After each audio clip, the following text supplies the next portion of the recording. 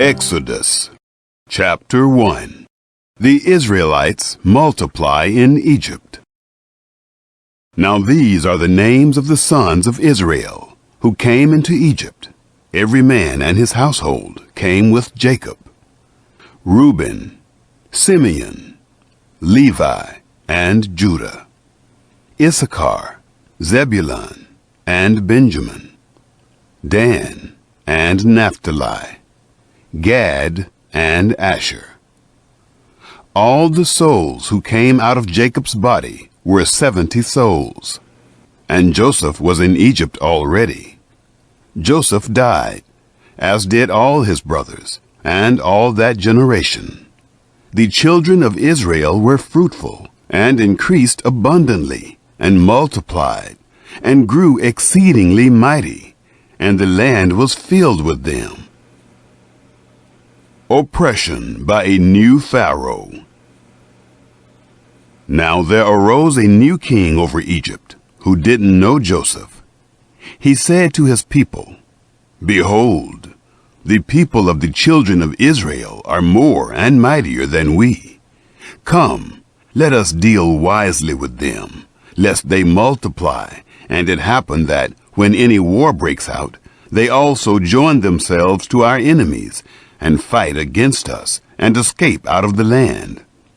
Therefore they set taskmasters over them, to afflict them with their burdens.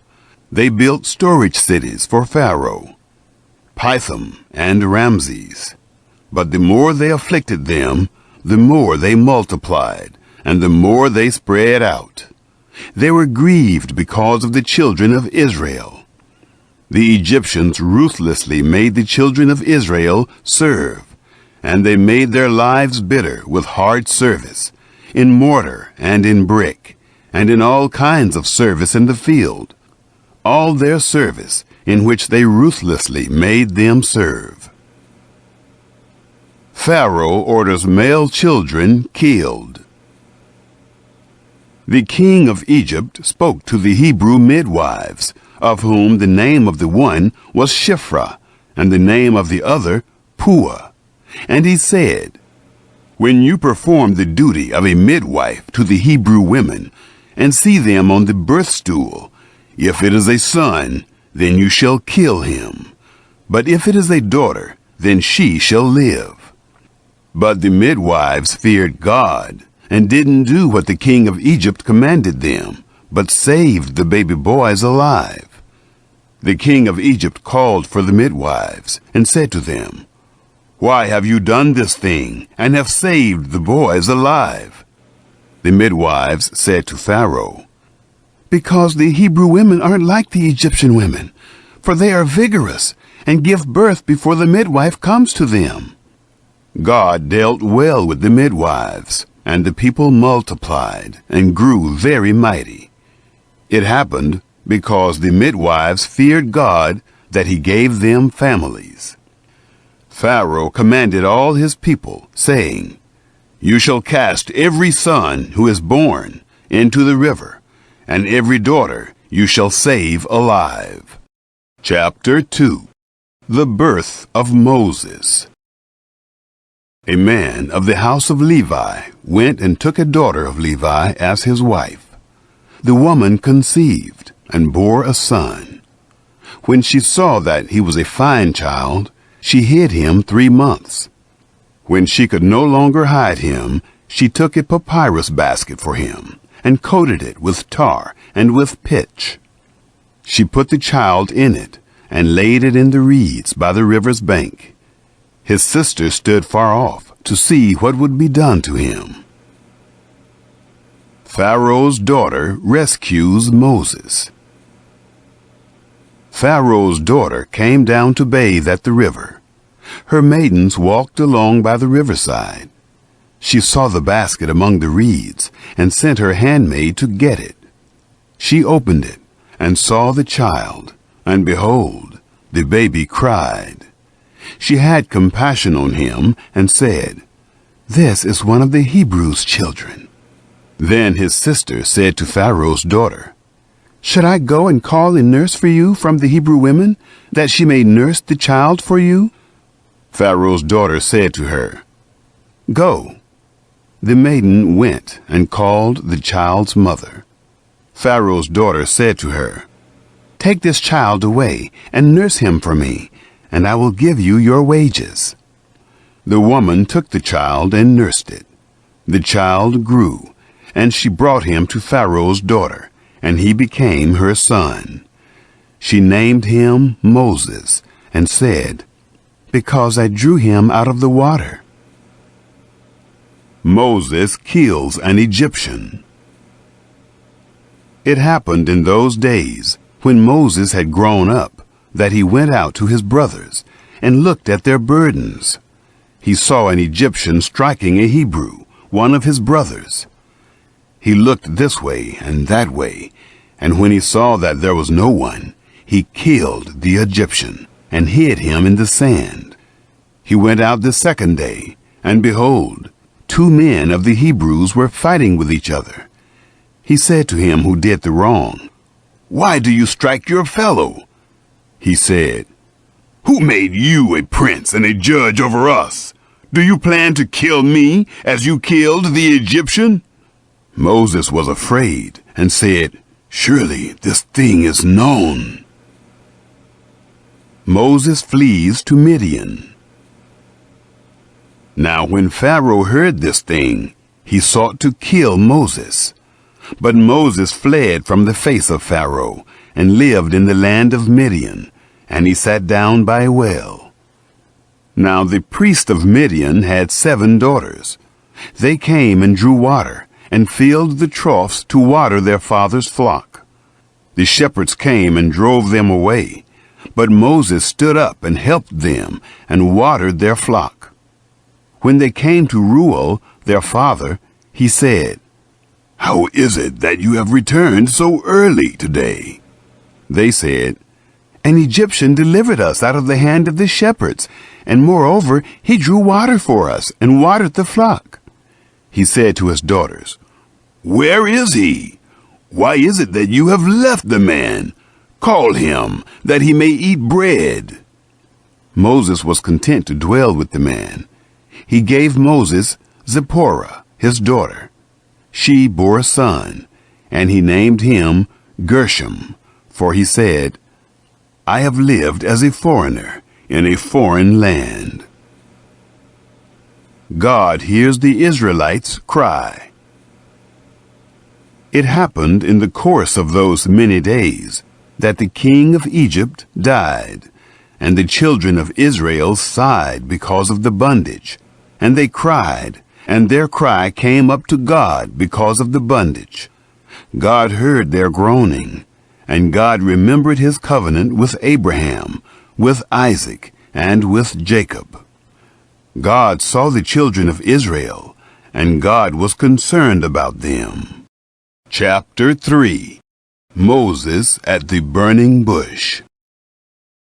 Now Moses was keeping the flock of Jethro, his father-in-law, the priest of Midian, and he led the flock to the back of the wilderness, and came to God's mountain, to Horeb.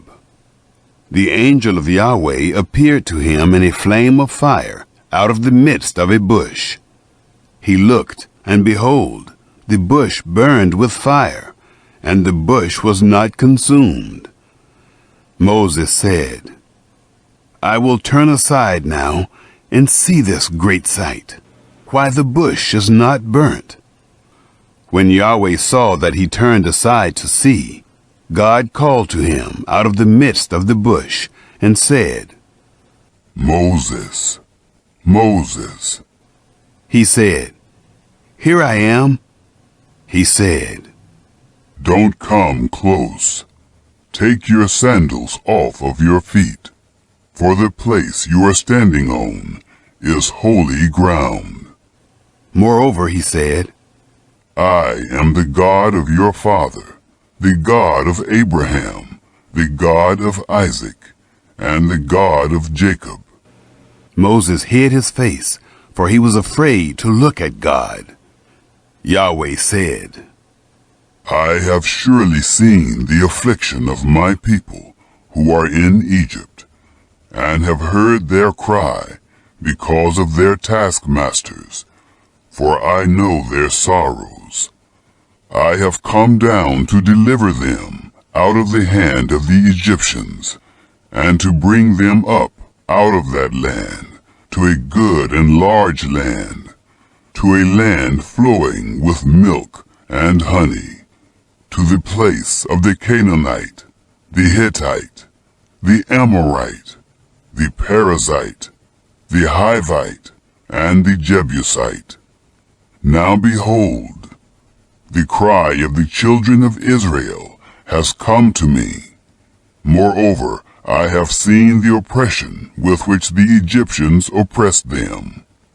Come now, therefore, and I will send you to Pharaoh, that you may bring forth my people, the children of Israel, out of Egypt.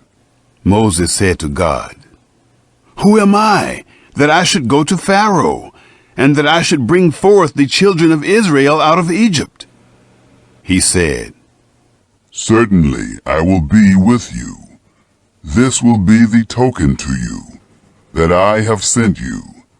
When you have brought forth the people out of Egypt, you shall serve God on this mountain. Moses said to God, Behold, when I come to the children of Israel and tell them, The God of your fathers has sent me to you, and they ask me, What is his name? What should I tell them? God said to Moses, I am who I am. And he said, You shall tell the children of Israel this, I am has sent me to you.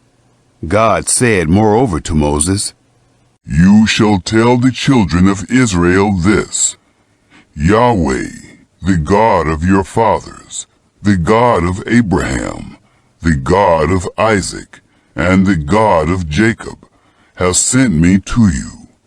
This is my name forever, and this is my memorial to all generations. Go and gather the elders of Israel together, and tell them, Yahweh, the God of your fathers, the God of Abraham, of Isaac, and of Jacob, has appeared to me, saying, I have surely visited you, and seen that which is done to you in Egypt. And I have said, I will bring you up out of the affliction of Egypt, to the land of the Canaanite, the Hittite, the Amorite, the Perizzite, the Hivite, and the Jebusite, to a land flowing with milk and honey. They will listen to your voice, and you shall come, you and the elders of Israel, to the king of Egypt, and you shall tell him, Yahweh, the God of the Hebrews, has met with us. Now, please let us go 3 days' journey into the wilderness, that we may sacrifice to Yahweh, our God. I know that the king of Egypt won't give you permission to go. No, not by a mighty hand.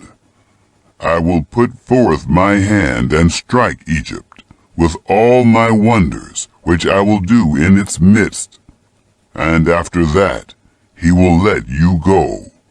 I will give this people favor in the sight of the Egyptians, and it will happen that when you go, you shall not go empty-handed, but every woman shall ask of her neighbor, and of her who visits her house, jewels of silver, jewels of gold, and clothing, and you shall put them on your sons and on your daughters.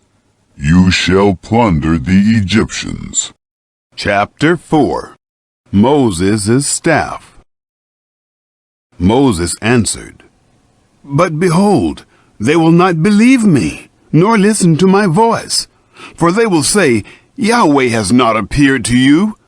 Yahweh said to him, What is that in your hand? He said, A rod. He said, Throw it on the ground. He threw it on the ground, and it became a snake, and Moses ran away from it. Yahweh said to Moses, "Put forth your hand, and take it by the tail." He put forth his hand and laid hold of it, and it became a rod in his hand. "That they may believe that Yahweh, the God of their fathers, the God of Abraham, the God of Isaac, and the God of Jacob, has appeared to you." Moses' hand. Yahweh said furthermore to him, "Now put your hand inside your cloak." He put his hand inside his cloak, and when he took it out, behold, his hand was leprous, as white as snow. He said, "Put your hand inside your cloak again." He put his hand inside his cloak again, and when he took it out of his cloak, behold, it had turned again as his other flesh. "It will happen, if they will neither believe you, nor listen to the voice of the first sign, that they will believe the voice of the latter sign.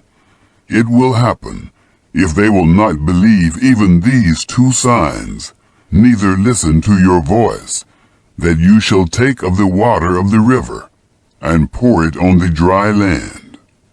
The water which you take out of the river will become blood on the dry land." The appointment of Aaron. Moses said to Yahweh, "O Lord, I am not eloquent, neither before now, nor since you have spoken to your servant, for I am slow of speech, and of a slow tongue." Yahweh said to him, "Who made man's mouth? Or who makes one mute, or deaf, or seeing, or blind? Isn't it I, Yahweh? Now therefore go, and I will be with your mouth, and teach you what you shall speak." He said, "O Lord, please send someone else." The anger of Yahweh was kindled against Moses, and he said, "What about Aaron, your brother, the Levite? I know that he can speak well. Also, behold, he comes forth to meet you. When he sees you, he will be glad in his heart. You shall speak to him, and put the words in his mouth. I will be with your mouth, and with his mouth, and will teach you what you shall do. He will be your spokesman to the people, and it will happen that he will be to you a mouth, and you will be to him as God. You shall take this rod in your hand, with which you shall do the signs." Moses leaves for Egypt. Moses went and returned to Jethro his father-in-law, and said to him, "Please let me go and return to my brothers who are in Egypt, and see whether they are still alive." Jethro said to Moses, "Go in peace." Yahweh said to Moses in Midian, "Go, return into Egypt, for all the men who sought your life are dead." Moses took his wife and his sons, and set them on a donkey, and he returned to the land of Egypt. Moses took God's rod in his hand. Yahweh said to Moses, "When you go back into Egypt, see that you do before Pharaoh all the wonders which I have put in your hand. But I will harden his heart, and he will not let the people go. You shall tell Pharaoh, 'Thus says Yahweh, Israel is my son, my firstborn, and I have said to you, Let my son go, that he may serve me. And you have refused to let him go. Behold, I will kill your son, your firstborn.'" It happened on the way at a lodging place that Yahweh met Moses and wanted to kill him. Then Zipporah took a flint and cut off the foreskin of her son and cast it at his feet. And she said, Surely you are a bridegroom of blood to me." So he let him alone. Then she said, "You are a bridegroom of blood because of the circumcision." The people believe Moses and Aaron. Yahweh said to Aaron, "Go into the wilderness to meet Moses." He went and met him on God's mountain and kissed him. Moses told Aaron all the words of Yahweh with which he had sent him, and all the signs with which he had instructed him. Moses and Aaron went and gathered together all the elders of the children of Israel. Aaron spoke all the words which Yahweh had spoken to Moses, and did the signs in the sight of the people. The people believed, and when they heard that Yahweh had visited the children of Israel, and that he had seen their affliction, then they bowed their heads and worshipped.